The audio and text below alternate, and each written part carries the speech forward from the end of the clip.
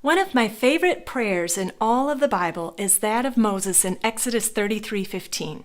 It takes place right after God tells Moses to lead the people to leave where they were and to go take over the promised land. Here's Moses' response. Then Moses said to the Lord, "If your presence does not go with us, do not send us up from here." Or in other words, Lord, if you don't go with us, we don't want to go. Now, every time I've read this verse, a pointed question just consumes me. Where would I be willing to go without God? Now, I understand this was in the Old Testament, and yes, when Jesus ascended to heaven, he promised to send his Holy Spirit to his followers to live inside us and to be with us. So I know he is here with us. So technically, maybe the question is more like this. Where would I be willing to go while not even thinking about him or even acknowledging that he's here? Or how long would I be willing to ignore him?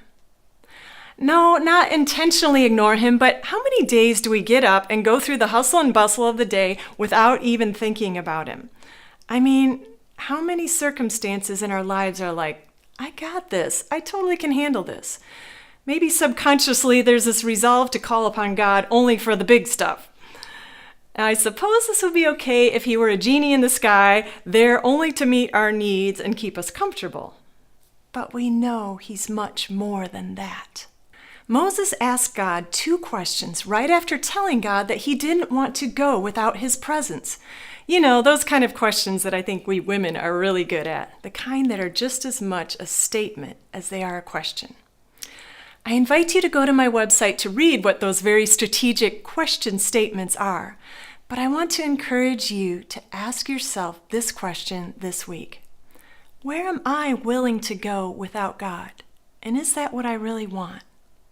My prayer is that each of us will daily become more aware of, more hungry for, and more dependent upon his presence in our lives.